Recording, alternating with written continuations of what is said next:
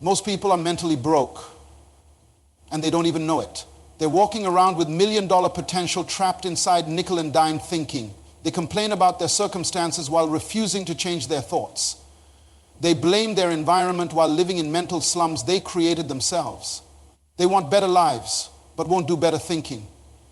The sad truth is that mental poverty is a choice, and most people choose it every single day. They choose comfort over growth, entertainment over education, complaining over creating. While they're busy making excuses, mentally wealthy people are busy making solutions. The difference between mental poverty and mental wealth isn't talent, luck, or circumstances. It's the willingness to build a mind so strong that it frightens those who've chosen to stay weak. There was once a farmer who found an eagle egg that had fallen from its nest high up in the mountains. Instead of trying to return it, he took that egg and placed it right there in his chicken coop among his hens. When that egg hatched, something extraordinary happened, but not in the way you might think. That baby eagle began to grow up thinking it was a chicken. Day after day, it would scratch in the dirt with the other birds, fighting over scraps of corn and grain, clucking and flapping its wings just a few inches off the ground, like every other chicken in that yard. For months this continued. This magnificent creature, born to soar above the clouds, was content pecking at the ground, living a chicken's life. But one morning, an old eagle was flying high above that farm, and he looked down and saw something that made him circle back. There, among all those chickens, was a young eagle. The old eagle swooped down and perched on the fence post and called out to that young bird, "What are you doing down there with those chickens? You're an eagle. You belong in the sky." The young eagle looked up, confused. "No, I'm a chicken. This is where I belong. This is what I do. I scratch and peck and stay close to the ground." But something deep inside began to stir. The old eagle called again. "Spread your wings. Feel the wind beneath them. You were born to fly." And in that moment, for the first time in its life, that young eagle stretched its wings wide, caught the wind, and soared high into the heavens where it belonged. You see, that eagle represents every single one of us. You were born with a mind so powerful, so incredible, that if you truly understood its capacity, it would frighten people around you. But somewhere along the way, you started believing you were a chicken. You started accepting limitations that were never yours to accept. You started living far beneath the level of your true mental capacity. Your mind is the most sophisticated piece of equipment on this planet. There is no computer that has been built, no machine that has been invented, no technology that has been developed that even comes close to the power that sits right there between your ears. Yet most people treat their minds like they treat an old calculator, using maybe 5% of what's available to them. Think about this for a moment. Every single invention you see around you, every building, every car, every aeroplane, every piece of technology started as nothing more than a thought in someone's mind. The chair you're sitting on right now was once just an idea. The device you might be listening to this on was once just a concept in an engineer's imagination. Your mind has the same creative power that built civilizations, that sent humans to the moon, that created every piece of art, every song, every breakthrough in human history. But here's what happened to most of us. From the time we were children, people began programming our minds with limitations. They told us what we couldn't do, what wasn't possible, what we weren't smart enough for. Parents, teachers, friends. Society itself began installing mental software in our minds that was designed to keep us small, keep us safe, keep us average. When Thomas Edison was a young boy, his teacher sent a note home to his mother saying that he was too stupid to learn and should be taken out of school. His mother never showed him that note. Instead, she told him that the school said he was too brilliant for their program and that she would teach him at home. That woman understood something about the power of the mind. She knew that what you believe about your mental capacity becomes your reality. The same mind that can be programmed with limitations can be reprogrammed with possibilities. The same mind that can be trained to see problems can be retrained to see solutions. The same mind that can be conditioned to fear can be reconditioned to create. But here's what most people don't understand. This process of mental transformation is not automatic. It requires intention, it requires discipline, and it requires you to make a decision that you will no longer accept living below your mental potential. You know what separates human beings from every other creature on this planet? It's not our physical strength. A gorilla is stronger. It's not our speed. A cheetah is faster. It's not our ability to fly. Birds can do that better. What separates us is our mental capacity. We can think, we can reason, we can create, we can build, we can solve problems, we can adapt, we can overcome. Yet most people are living like that eagle in the chicken coop. They're using their incredible minds to worry about things they can't control, to replay past mistakes, to imagine future disasters, to focus on everything except the unlimited potential that lives within them. They're taking this incredible gift and using it against themselves. The moment has come for you to recognize who you really are. You are not a chicken scratching around in the dirt of mediocrity. You are an eagle, born to soar. You have within you the mental capacity to solve any problem you face, to overcome any obstacle that stands in your way, to create any future you can envision. But here's what I want you to understand.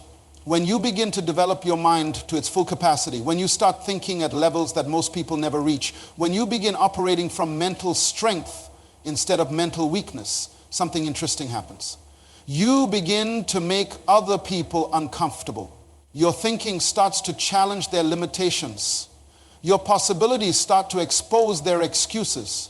Your mental strength starts to highlight their mental weakness. This is where most people stop. They don't want to be different. They don't want to stand out. They don't want to make others uncomfortable. So they dim their mental light to make others feel better about their darkness. They limit their thinking to match the thinking of those around them. They choose to stay in the chicken coop rather than soar with the eagles. But today, something different is going to happen. Today, you're going to make a decision that you will no longer limit your mind to make others comfortable. You're going to choose to build a mind so strong, so focused, so powerful, that it intimidates people who have chosen to stay weak. You're going to spread your wings and soar to the mental heights you were born to reach. Now that you understand you're an eagle, not a chicken, we need to talk about how you build a mind that reflects this reality. Your mind is like a house under construction, and every single day you're either building it stronger or allowing it to deteriorate. The question is, what kind of mental structure are you creating? Most people treat their minds like a garbage dump. They allow any thought, any idea, any negativity to just walk right in and make itself comfortable. They watch the news and fill their minds with fear. They listen to gossip and contaminate their thinking with poison. They read social media and compare themselves to highlight reels, destroying their self-worth one scroll at a time. Then they wonder why their mental house is falling apart. But strong minds operate differently. They become gatekeepers of their own thoughts.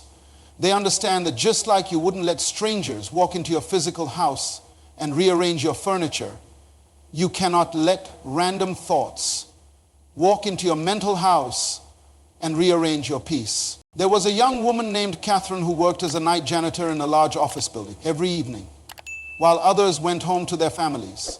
She would clean offices, empty trash cans, and mop floors. People would look at her and see just a janitor, but Catherine saw something different. While she cleaned those offices, she would sit at the executives' desks during her breaks and read their business books. She would study their contracts, their strategies, their correspondence. She was using her environment to build her mind. For 3 years, Catherine did this. 3 years of reading, studying, learning while others thought she was just cleaning. Then one day, the company posted a position for a junior analyst. Catherine applied. The executives were shocked. How could a janitor possibly qualify for such a position? But when they tested her knowledge, they discovered she knew more about business strategy than most of their college graduates. Today, Catherine runs her own consulting firm and employs over 200 people. You see, Catherine understood something that most people miss. She understood that your current circumstances don't determine your mental capacity. Your zip code doesn't dictate your IQ. Your background doesn't limit your brain power. Catherine built a strong mind in a weak environment. And that strong mind eventually changed her environment completely. But here's what I want you to understand about building mental strength. It's not comfortable. Strong minds are built through resistance, just like strong muscles are built through weight training. Every time you choose to think when it would be easier not to think, you're adding weight to your mental workout. Every time you choose to learn when others choose to be entertained, you're building mental muscle. Every time you choose to solve problems instead of complaining about them, you're constructing mental fortresses. The fascinating thing about mental construction is that it requires you to become comfortable with being alone with your thoughts. Weak minds cannot handle solitude because when they're alone, they're forced to confront the emptiness of their thinking. They need constant distraction, constant noise, constant entertainment to avoid the reality of their mental poverty. Strong minds, however, learn to love solitude. They understand that in the quiet moments, away from the noise and opinions of others, their greatest ideas are born. When you develop a mind so strong that you enjoy your own mental company, something powerful happens. You stop needing validation from people who don't even validate themselves. You stop seeking approval from people who haven't approved of their own lives. You start operating from internal strength instead of external weakness. Think about the greatest minds in history. They all had one thing in common. They could sit alone with their thoughts and create something from nothing. Einstein didn't discover relativity in a crowded room. Mozart didn't compose his masterpieces at parties. Shakespeare didn't write his plays while scrolling through social media. They understood that mental construction requires mental isolation. This is where most people get scared. They're terrified of being alone with their minds because they've never built anything worth being alone with. They've filled their mental space with so much junk that solitude feels like punishment instead of privilege. But when you begin to feed your mind quality information, when you start building mental libraries instead of mental garbage dumps, when you develop thoughts worth thinking, solitude becomes your sanctuary. You start looking forward to those quiet moments when you can access the incredible mental resources you've been building. Here's what happens when you build this kind of mental strength. People start noticing that you're different. You don't get rattled by the same things that destroy others. You don't need their approval to feel good about yourself. You don't need their permission to pursue your dreams. You don't need their agreement to know you're right. This makes people uncomfortable. They're used to everyone needing something from them. Attention, validation, approval, agreement. But when you build a mind so strong that you don't need what they're selling, it threatens their sense of control. They realize they have no power over you. And that scares them. Strong minds are like lighthouses. They don't run around looking for ships to save. They simply stand strong, shine bright, and let the ships find them. When you build mental strength, you stop chasing opportunities, relationships, and success. You become so mentally solid that these things are attracted to your strength. But remember this, mental construction is a daily discipline. You don't build a strong mind by reading one book, attending one seminar, or having one good day. You build it through consistent, intentional, daily practices. You build it by choosing better thoughts, consuming better information, and developing better mental habits. Every morning when you wake up, you have a choice. You can spend your mental energy on things that build you up or things that tear you down. You can feed your mind information that makes you stronger or information that makes you weaker. You can use your mental capacity to create solutions or to magnify problems. The construction of your mental fortress begins with this simple understanding. You are the architect of your own mind. Nobody else can build mental strength for you. Nobody else can think your thoughts for you. Nobody else can develop your mental capacity for you.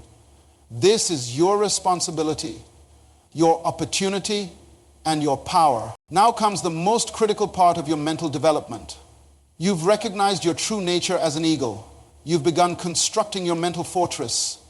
But now you must face the transformation process. And I need to warn you about something. Transformation is never comfortable. It's never easy. And it's never popular. There's a reason why a caterpillar doesn't just grow bigger wings and call itself a butterfly.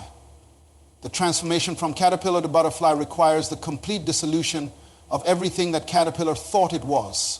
Inside that cocoon, the caterpillar literally dissolves into a soup-like substance before it can be reformed into something magnificent.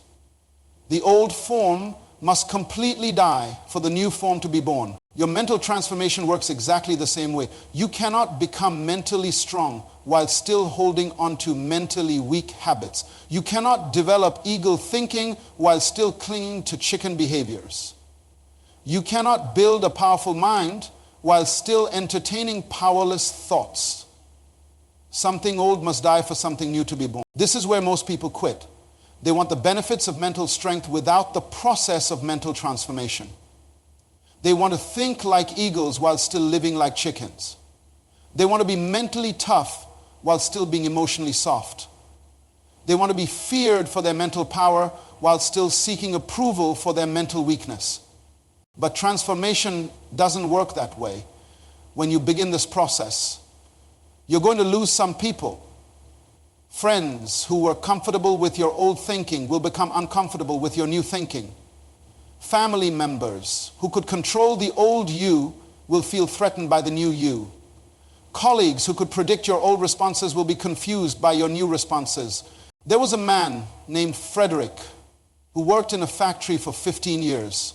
Every day, he would come home complaining about his boss, complaining about his job, complaining about his lack of opportunities. His friends and family were very comfortable with complaining Frederick. They could predict him. They could relate to him. They could feel better about their own lives by comparing them to his problems. But one day, Frederick made a decision. He decided to stop complaining and start creating. Instead of spending his evenings talking about how terrible his job was, he began spending his evenings learning new skills. Instead of joining his friends for their weekly complaining sessions, he joined online courses and workshops. Instead of focusing on his problems, he began focusing on solutions at first. His friends thought this was just a phase. Frederick will be back to normal soon, they said. But weeks turned into months, and Frederick kept transforming. He stopped participating in gossip. He stopped watching mindless television. He stopped eating lunch with the complainers. He became someone they no longer recognized. His transformation scared them. Not because he was doing anything wrong, but because his mental strength was highlighting their mental weakness. His growth was exposing their stagnation. His progress was revealing their procrastination. They preferred the old Frederick because the old Frederick made them feel better about staying the same within 2 years. Frederick had developed enough skills to start his own business. Within 5 years, he was employing some of the same people who had criticized his transformation. The mental strength he built during those lonely months of change had created opportunities that his old thinking never could have imagined. This is what happens when you commit to real mental transformation. You stop fitting into the boxes that others built for you. You stop playing the roles that others assigned to you. You stop being predictable to people who never predicted anything great for themselves. But here's what you must understand about this process. The people who criticize your transformation are actually confirming that it's working. When weak minds feel threatened by your mental strength, that's not a sign to retreat. That's a sign to advance. When small thinkers feel uncomfortable with your big thinking, that's not a reason to think smaller. That's a reason to think even bigger. Your mental transformation will create two types of reactions in people. Some will be inspired by your growth and will ask you how they can transform too. Others will be intimidated by your strength and will try to pull you back down to their level. The key is learning to recognize the difference and responding appropriately to both. The people who are inspired by your mental transformation are your future allies. They see your strength and want to build their own. They ask questions. They seek guidance. They respect your journey. These are the people who will support your continued growth. The people who are intimidated by your mental transformation are your former limitations.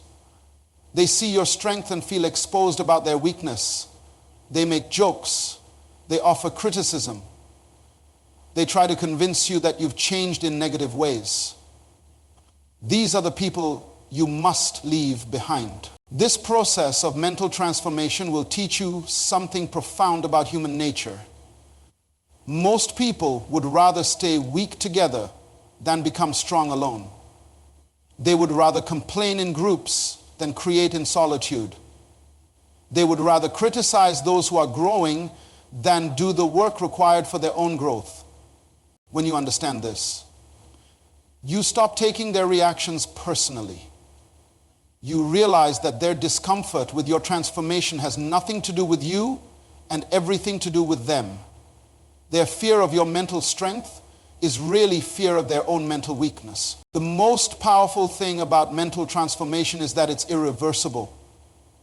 Once you've experienced the freedom that comes from mental strength, you can never go back to the prison of mental weakness. Once you've tasted the power of controlling your own thoughts, you can never again be satisfied with letting your thoughts control you. You become like a person who has learned to read, trying to relate to people who refuse to learn their letters. You can have compassion for where they are, but you can never go back to where they are. Your transformation has made it impossible for you to think at their level, respond at their level. This is not arrogance. This is evolution. This is growth. This is the natural result of developing your mental capacity beyond the level of those who choose to remain mentally undeveloped. You don't think you're better than them as people, but you know that your thinking is better than their thinking because you've done the work to make it better. You've awakened to your true nature.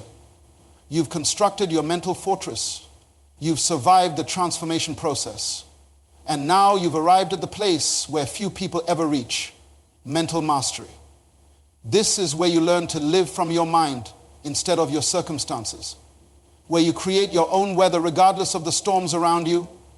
Mental mastery means you no longer react to life, you respond to it. There's a massive difference between these two approaches. When you react, you give your power away to whatever situation you're facing. When you respond, you maintain your power and choose how to use it. Reactions are emotional and automatic. Responses are mental and intentional. Most people live their entire lives reacting. Someone says something negative to them, they react with anger. Someone criticizes their work, they react with defensiveness. Someone questions their decisions, they react with doubt. They become prisoners of other people's opinions, slaves to their circumstances, victims of their environment. But when you develop mental mastery, something extraordinary happens. You become the thermostat instead of the thermometer. A thermometer simply reflects the temperature of its environment. A thermostat sets the temperature of its environment. Most people are thermometers, constantly adjusting to whatever emotional climate surrounds them. But mentally strong people are thermostats, creating the emotional climate wherever they go. There was a woman named Patricia who worked as a customer service representative for a telecommunications company. Every day, she dealt with angry customers, frustrated callers, and people taking out their problems on her.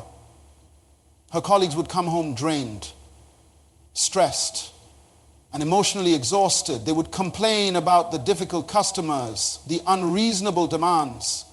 the verbal abuse they had to endure. But Patricia approached her job differently. She understood that she could not control what people said to her, but she could absolutely control how she responded to what they said. She developed what she called her mental shield. No matter how angry the customer, no matter how unreasonable the demand, no matter how personal the attack, Patricia would respond from her mental strength, not her emotional weakness. Something amazing began to happen. The same customers who would scream at her colleagues would calm down when they spoke to Patricia. The same situations that would escalate with other representatives would de-escalate with her. She wasn't doing anything magical with her words.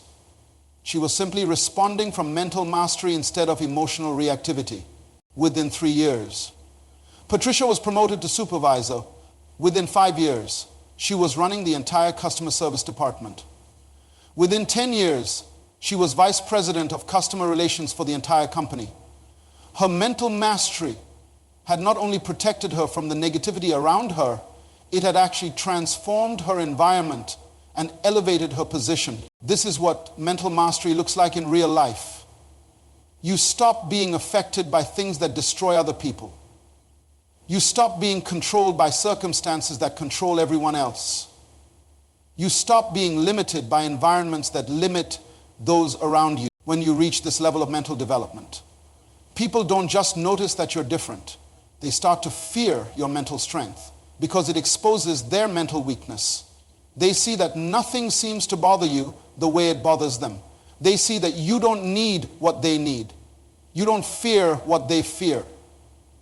You don't react the way they react. Your mental strength becomes intimidating to those who have chosen to remain mentally weak. They start saying things like, you think you're better than everyone else, or you've changed, or you're not the same person anymore.